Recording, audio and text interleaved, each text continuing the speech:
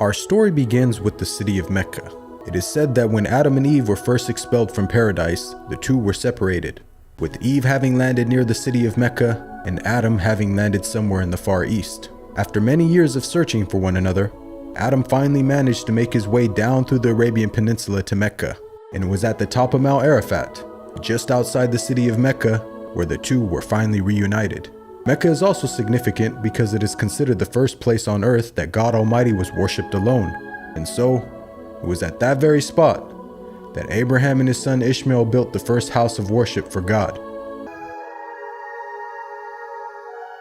In honor of this, God Almighty had built in the heavens a similar structure for the angels, and it is said that every day 70,000 angels come to that building to perform their prayers and then leave, intending never to return again.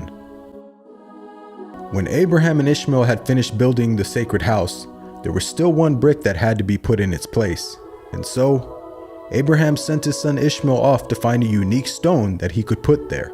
But God Almighty destined that the final stone that was to be laid would not be from the material of this world, but instead a stone directly from the heart of paradise. The angel Gabriel then brought the stone down to Abraham, who proceeded to put it in its proper place.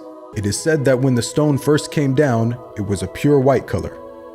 But due to the impurities of this world and the sinfulness of man, the stone slowly began to fade and eventually turned black. As time passed, the city began to develop, with the people of Mecca remaining upon pure monotheism, worshipping one God alone. This despite the fact that their neighbors in Egypt, Mesopotamia, and the Levant had been practicing paganism for centuries. But this was all to change when a merchant by the name of Amr ibn Nuhay decided to conduct his business outside of Mecca. Amr then proceeded to journey northwards until he reached the lands of Levant. There, Amr would witness for the first time things like modern architecture, advanced literature, and of course, the practice of paganism. Amr was so impressed by all that he had seen that before leaving, he asked if he could take one of the idols back home with him. The people agreed, and so Amr took the idol and placed it along with the other goods and merchandise in his caravan, then set out southwards, back towards the city of Mecca. When Amr arrived back home, he immediately took the idol and placed it right in front of the sacred house.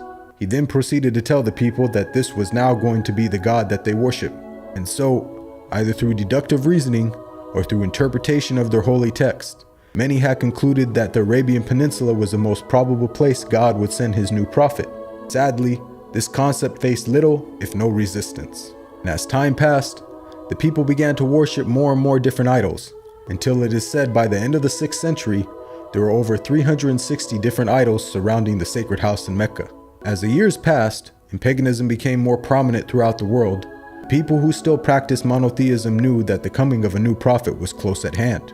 For at the time, the Roman Empire and the Persian Empire had extremely repressive governments and were hostile towards any type of rebellion, be it ideologically or politically.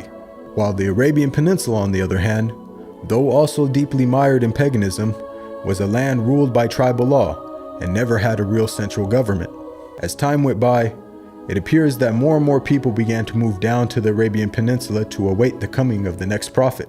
And so, in the very land in which man first worshipped his creator, where Abraham built the first house of worship for God alone, it was there where God had destined his last and final messenger would emerge.